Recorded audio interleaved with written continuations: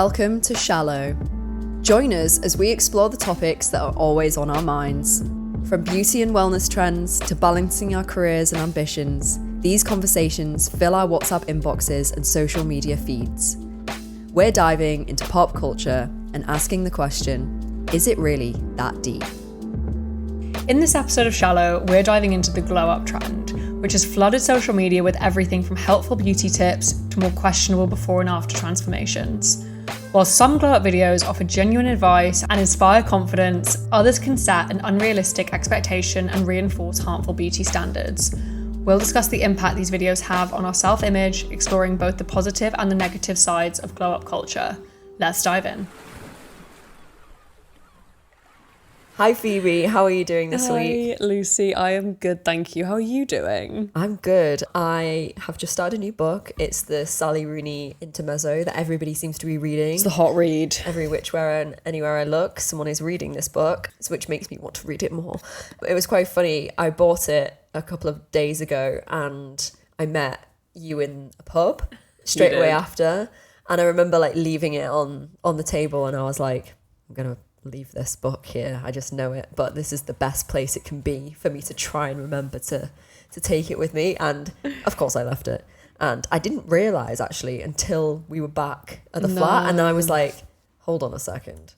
And it was funny because even in the last place we were at, I was like, oh, I can't wait to go home and read my new book. You were so excited as well. Like when I arrived, you were like, got a new book. It's the new Sally Rooney. And we were just like, oh yeah, it's good. Just like, how stupid am I to be in a pub without the book because I left it in the other place, and to be thinking, oh, I can't wait to read that book. It didn't even cross my mind. I didn't have it in my hand, which is mental. But the actual book though, obviously you haven't finished it, but how are you getting on with it? I'm a chapter in and I'm confused.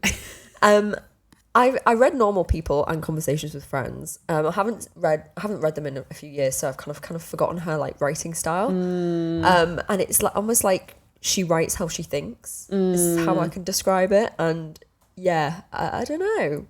I kind of know what's going on one second and then I don't the next second. But I think she has a distinct writing style. It's definitely distinct. I think that's the word for it. I read Beautiful World, Where Are You on Holiday a while ago, and I'll be honest, I really struggled with that book.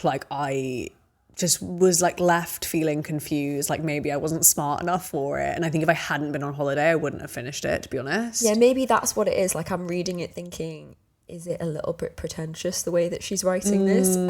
I've heard really mixed reviews about it. Okay, well, I'm gonna keep on going with it. I'll finish it. We'll report back what it's about. I mean, I absolutely devoured the Normal People book and the TV series. The show's obviously so good, though.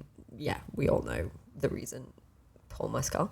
But yeah, I absolutely devoured that. So yeah, I'm gonna give it a shot, give it a chance. Maybe we'll do a little book club episode, who knows? And it'll probably get made into a TV series knowing her, so props. Anyway, we're going to head straight into this episode now. We wanted to kind of talk about the fact that our feeds are kind of overflowing with tips and trends on how to kind of glow up, from depuffing hacks and glowing skin routines to manifestation strategies and fitness tips.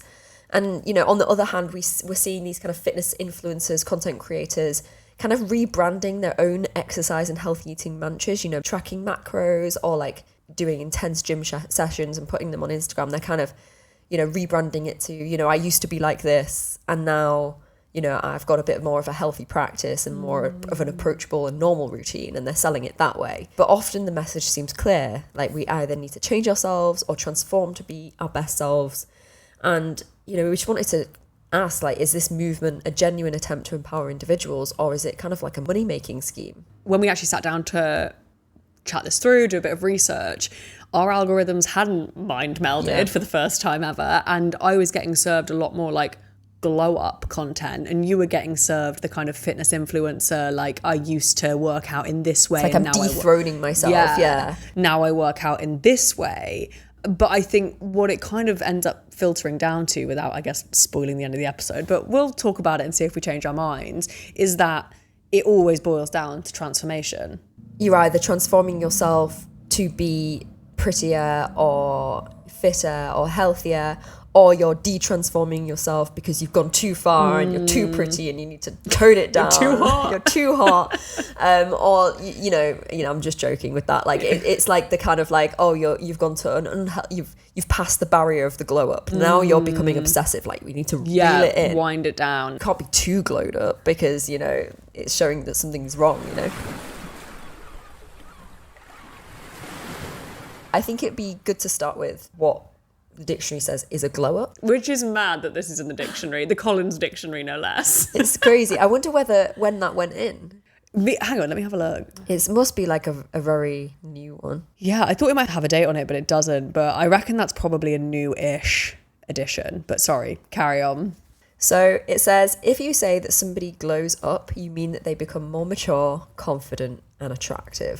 So it's not always about the physical appearance, but obviously what we see on social media and on our feeds is the physical appearance, and it usually always comes through that way. Definitely. And I think examples of this content from my side is I get an awful lot of before and afters. Here's how I glowed up, how to get hot in 10 days, 10 glow up treatments that are worth it, etc., etc. But what are you seeing on your side, Luce? I mean, I'm getting a bit of that. I'm not getting the whole, like, you know, here's the 10-step system that I get to be this, you know, person. I'm getting more of the, like, fix your acne in 5 days, or, like, get rid of those fine lines in 10 days. It's like that kind of thing. Whereas I feel like you're getting more of the actual influencer content of, you know, this is how you glow up in your body, in your hair, in your skin, like everything all in one, in like a bow. Trying to tell me something. But I think, like, on the surface, and this is what we'll end up probably really chewing over in the episode, is this content might feel kind of harmless, right? People are maybe sharing their methods they've used to improve themselves or their appearance, but I think it constantly goes back to that deeper question for me, or does it inadvertently suggest that your self-worth is tied to constant self-improvement or changing to step into your best self? And it's not just us that are getting served this content.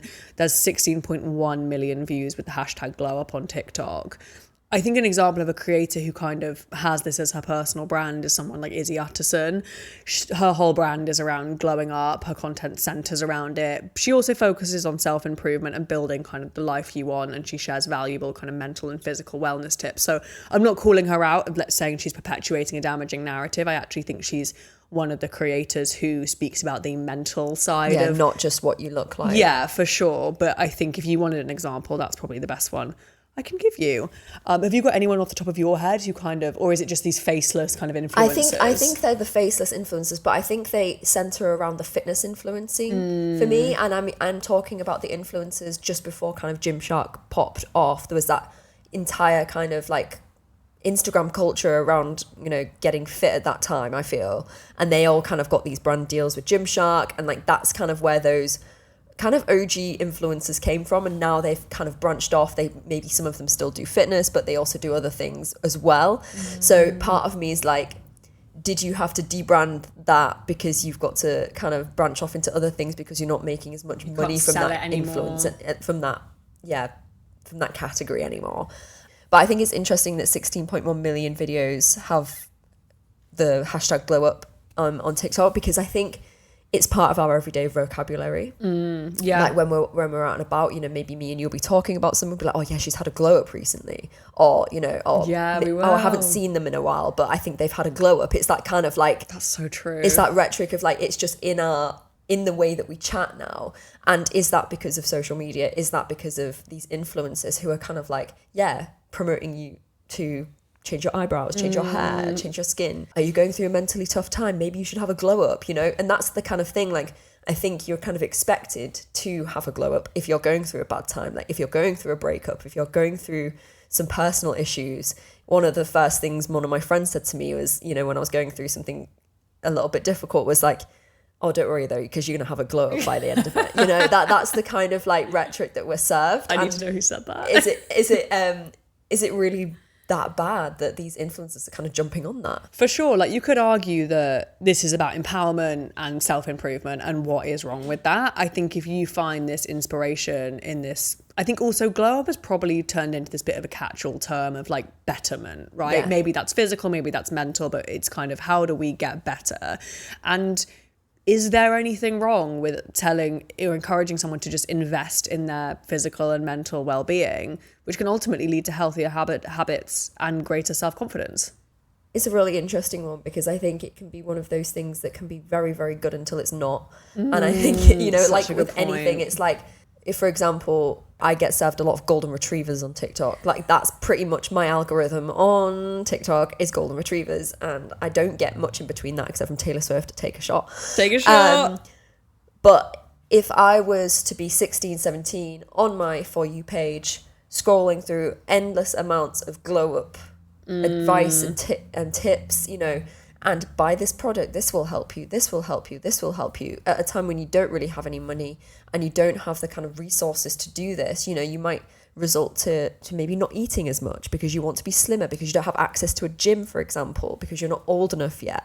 And like, you know, how am I going to get this body that this influencer has on TikTok if I don't have access to a gym, or I don't have access to these health crazes or these products, you know, because I'm a child, basically. Yeah, I think you could argue that it does plant a seed, especially when it's often accompanied by a before and after photo, which, you know, they always are, because it's a visual and that's what gets people moving. It's all very well being like, I did X, Y, Z, but without seeing it, you're not going to believe it, exactly.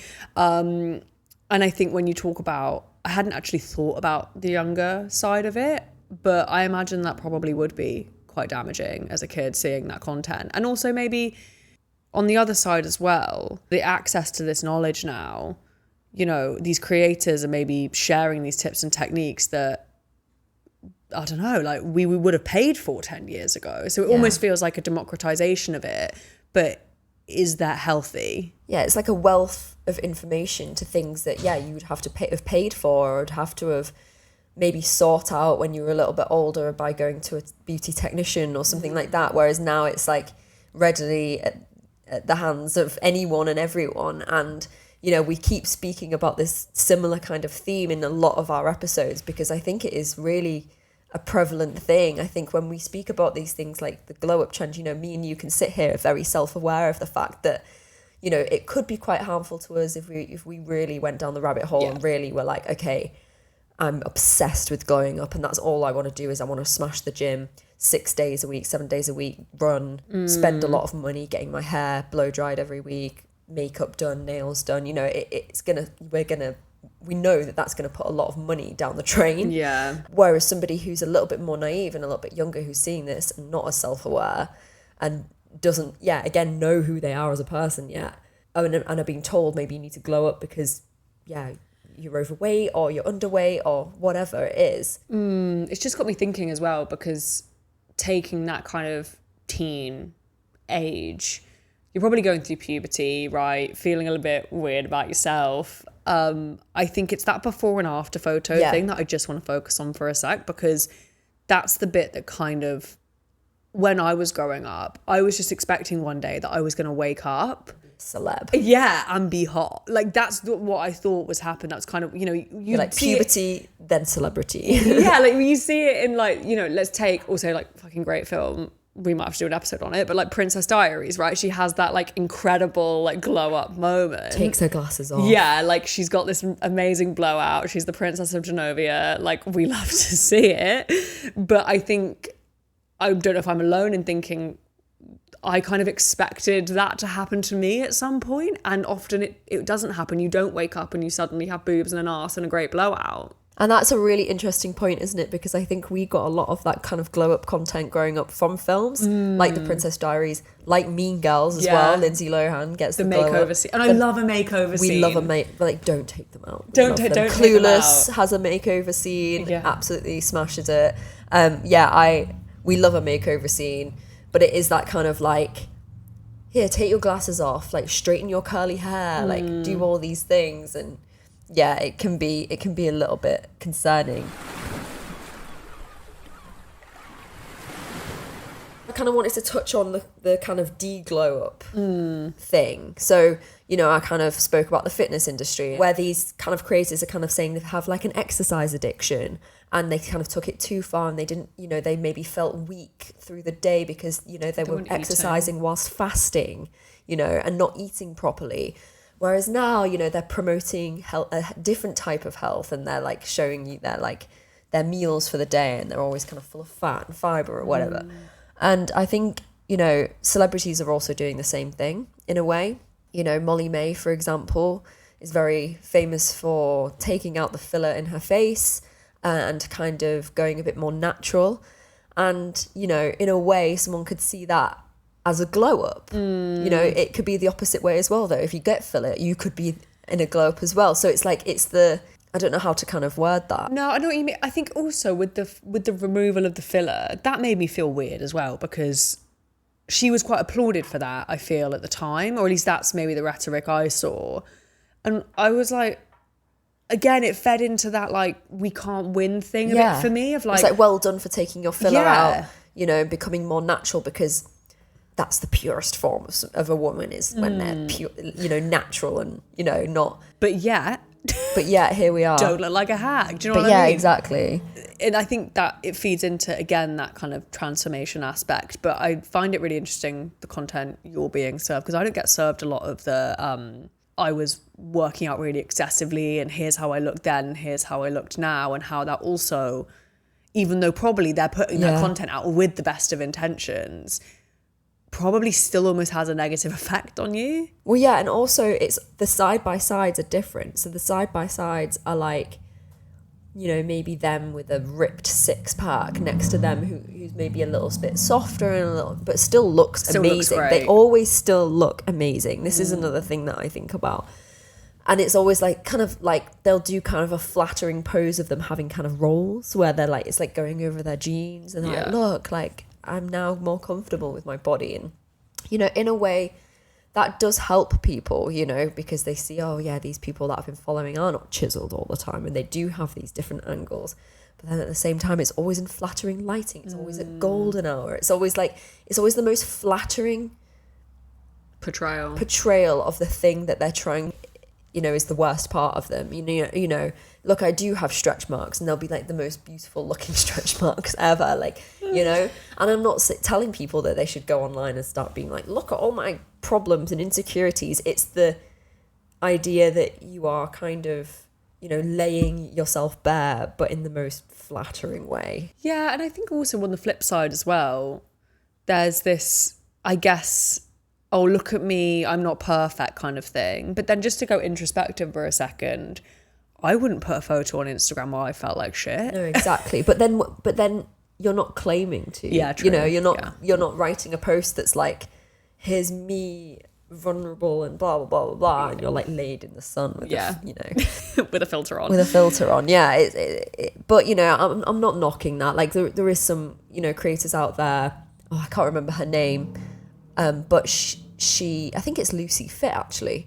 But she, you know, she shows the difference between something that she would post on Instagram compared to like now what she actually looks like. So, you know, those unflattering photos that your boyfriend gets of you or whatever, she'll post those. There's also another creator that I follow has had quite a arduous journey with acne, like really, really bad cystic acne. And she's been on Accutane quite a few times. And she's one of these like debunking herself kind of things, because she used to put loads of filters on her face and you wouldn't have known that she had acne. And now she's kind of laying it bare, and she's showing you her face in raw light. And, you know, she's showing all the hairs on her face, all the kind of pits where her acne used to be. And she's, you know, trying to be like, love yourself for who you are. And, you know, I do quite like that, but I don't know whether that's just because it relates to me more in a way. Yeah, and almost like the flip of the narrative of like, is this serving me or is this serving you? Like, is this creating relatability? Yeah, totally. And that's what's selling right now. Obviously, I know that's a bit of a cynical way to look at it, but I think just to dig into that, I think that's an interesting... That's what I felt like the scene has done recently. It's kind of flipped on its head, and that's what's selling at the moment in a kind of cynical way. Like, being candid, and I say that in inverted commas, is the new kind of like trend, because, you know, it goes back to kind of the pillow face episode that we did, which was kind of like we were kind of championing these slogans, which was like, love yourself, you know, for who you are, you know, don't have to change anything about yourself kind of thing. Yeah. Yet you do have to, in a way, like, because, and this is just a different side of the story. Definitely. And there's a really interesting article when we were researching that I came across on Cosmo, published in April 2022, but it still feels kind of relevant to me. And it was titled, "Has Our Love of TikTok Glow Up Videos Actually Turned Toxic?" And in the article, the author explores how social media amplifies this pressure, with influencers showcasing maybe idealized lifestyles, perfect appearances. And these portrayals often obscure the privilege and the resources required to maintain such standards, fostering unrealistic expectations. Before I carry on with the article for a second, I just want to stop there, because that's another thing that gets dismissed so quickly, right? Is the tools and the resources and the time that a lot of these people have at their disposal. Yeah, I mean, as soon as you said that, I was thinking of like several content creators that I follow, and, you know, they're all kind of like, you know, they'll do like a dance where they're like, look, I'm all silly, and like, look at me, I've got, you know, maybe one roll or whatever, and they're still ripped, and they're like, look, I have such a better relationship with food and all this kind of stuff. And then the next one will be them showing you their ice bath in their back garden, genuinely, and they've got like a sauna in the back garden, and then they own a house at like 25, and it's like, it's the same, is it? Yeah, and it's like, you know, goes into that same almost model argument of like, is your body is now your job, so of course that's where you're going to spend your time. And if you're making loads of money from social media or from other means or modeling or wherever you get your money from, that the first place that's probably going to go is like your physical appearance, right? Yeah, and it's even that thing of like, okay, so you're saying that you're not perfect and you're not exactly in the shape that you would ideally want to be, because that's not maintainable or whatever. Yet you've got all these tools to your advantage, and I'm sat here being influenced by you. Yeah. But I don't have these tools. So what am I going to look like if I do what you're doing, you know? Because I don't even have the fundamental tools that you have. And the time. And the time. So really, like, what are you giving me? Like, what are you telling me that I should do? Because, yeah, you've got a different life to me. We're not on the same page here. Yeah, when you start unpicking it, there's a lot there. So in the article, she kind of goes on to say there are personal stories, such as one woman's struggle with eating disorders triggered by watching glow up videos during the pandemic. And the article goes on to highlight the dangers of these trends. But the piece ultimately concludes by advocating for body neutrality, which is a mindset that separates your self-worth from physical appearance. But the other point I found very interesting was they highlight that traditionally attractive people are more likely to be high earners, have more friends, and generally be given better opportunities. So really, can people be blamed for seeking this kind of content and wanting to glow up when these are the stakes? Well, yeah, I can very easily see myself watching these videos and kind of going down that rabbit hole of, oh, maybe if I just implement that, or I just implement that, or this or that. And it is that kind of thing of when you do feel better about yourself and you look in the mirror and you like what you see, you tend to perform better in your life. You tend to go out and socialize more. You tend to have better work relationships. You better, opportunities come to you a little bit easier. And whether that's down to, you know, maybe the confidence you have for yourself and your own self-worth, or whether, we just live in a kind of bit of a patriarchal society where attractive women are given opportunities because of the way they look, and unfortunately that is an aspect and always will be an aspect unless, you know, we have like overthrow the government changes, and everything changes, which is very highly unlikely.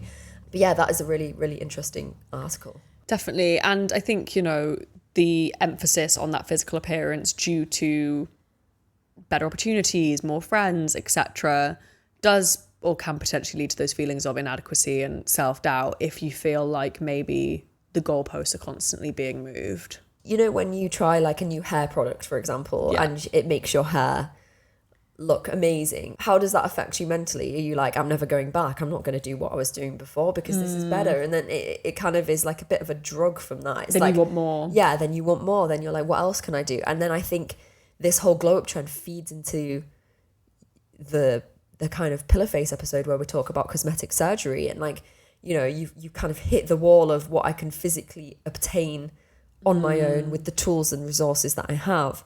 And then you have to go to the more extreme permanent solutions, which is filler and body augmentation, things like that.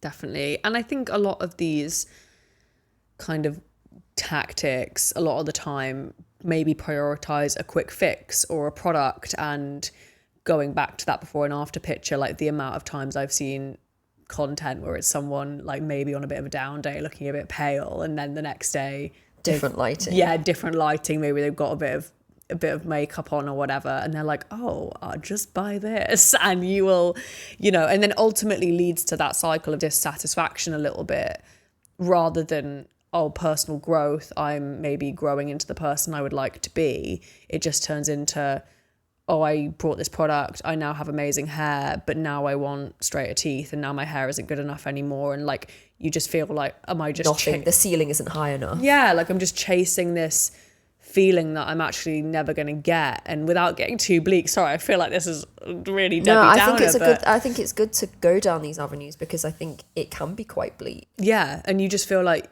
it ultimately leads to the same feeling, which is, I'm still not good enough. Still not good enough. And I wonder where the kind of law is on advertisements for these kind of products, because the amount of times that I've seen, I keep going back to the kind of acne treatment things, and it'll be like a before and after of somebody with really severe cystic acne to them being clear. And, this one product is the cure for all. And I don't believe them. Like, for one, I absolutely don't believe them. So, either that person has gone to extreme measures and gone on isotretinoin or gone on Roaccutane, and then this is something that they use afterwards as like a treatment for their skin. But I do not believe that that they can honestly say that they got rid of their entire cystic acne through one serum for £8. Like, it's just ridiculous. And I think that's a really dangerous narrative to be sending out into the world, because, I've been a victim to it before as well. It's kind of like, if I buy this product, this thing's going to go away, I'm going to feel better about my life. Then when it doesn't work, because it never was going to, it was never going to be the cure-all, then it's like, it goes into that like question of self-worth and self-hatred, and you spiral more, and then you try and look at another video that tells you to glow up in a different way, and you try that and it doesn't work. You're like, for fuck's sake, like, what's going on? Can you tell we're frazzled? But it's like, the acne example is a really interesting one, because I remember when I was struggling with my acne, it was always like this one product. Yeah. It was like Proactive, or it was Clean and Clear, or just, something that inevitably eviscerates your face. But like, it was always that one, this is gonna solve your problems, and then it doesn't, and then you go further down the funnel and you buy something else, and it inevitably gets more expensive and more money, and the cycle continues. Yeah, it's that kind of commercialization of self-improvement. Like, a lot of these glow up tips come with heavy doses of consumerism. They encourage people to buy products and services rather than fostering genuine self-acceptance. It's often purely based on looks, beauty, your wardrobe, and purchasing products to achieve this kind of like ideal way of being. I think that's a really good place to wrap up. Overall, obviously, we've really got into that. I'm not going to say that, but that went down a road I wasn't expecting. But do you think, Lucy Bell, do you think it is that deep, or are we just kind of making a mountain out of a molehill, and it's literally just, here's how you can better yourself. If you want it, take it. If you don't, scroll on. Yeah, I think it comes down to the same narrative. If you are in a position where you are self-aware enough to basically say no to these videos, or to be able to switch off from them in a way, and like myself, be able to sit here and be like, and recognize when an advert has kind of, affected me, or, when a content creator has made me feel a certain way. But I don't think that's the case for everybody. And it just still goes down to that fact of like, social media is not monitored enough, and it needs to be, in my opinion. For sure. I think, so for you, it's like, it's concerning to a degree, but you feel wise enough to it now where you can mute, block, scroll on. I know what this is doing to my brain now. Yeah, exactly. Yeah. I think from my perspective, the worrying side of it is what the Cosmo article touched on a little bit, is that beauty equates to worth, success, happiness, and kind of emphasizing that societal bias to pretty privilege, and that concerns me a little bit. I think on the lighter end of the spectrum, I'm enjoying maybe more like the therapy talk side of things, and seeing therapists take to TikTok and start to be a bit more like, you know, employ mental tactics. Yeah, that's good. To make you less susceptible to that kind of content. And I think that's a good side of social media that's kind of, you know, reared its head. I think as long as they're not peddling dangerous diet narratives, that's my main issue. I don't have too much of an issue with it. That being said, I think as soon as you said about teens, that took me back there, and I was like, actually, no, I remember maybe seeing similar content in like a magazine and thinking I should suddenly wake up one day and look like a Victoria's Secret model, and inevitably that doesn't happen.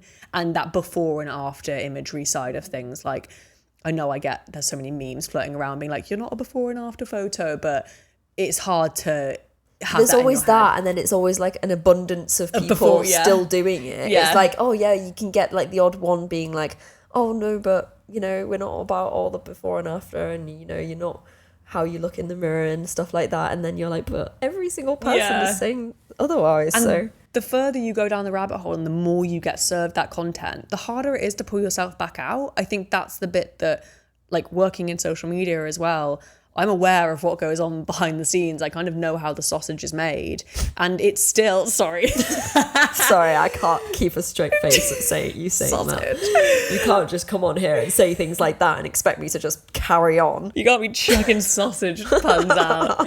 But I feel like I've seen that side of it, and it does still affect me. But I think that when we started to unpick it, it almost felt worse than I actually believed it to be in the first place.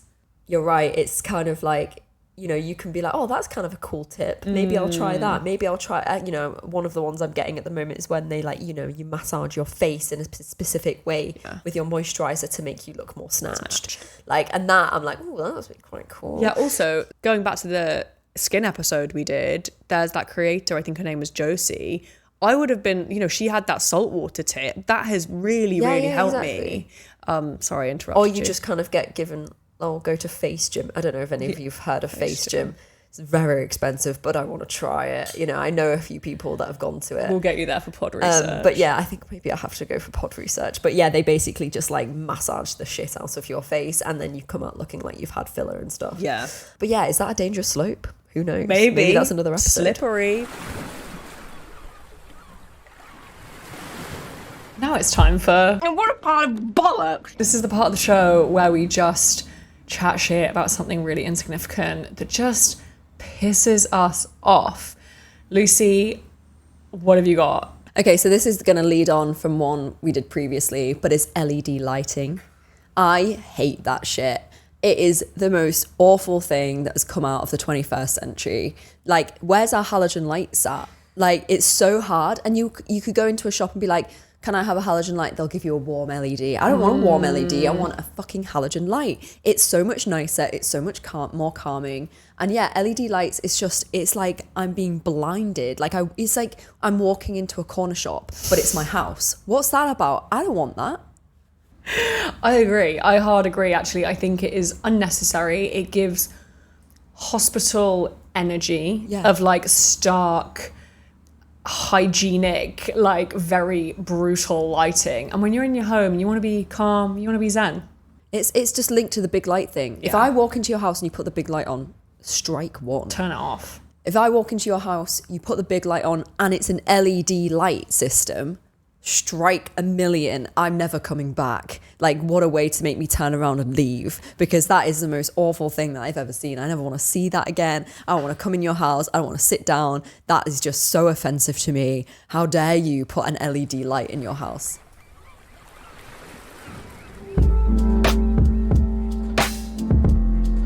Thank you so much for listening to Shallow.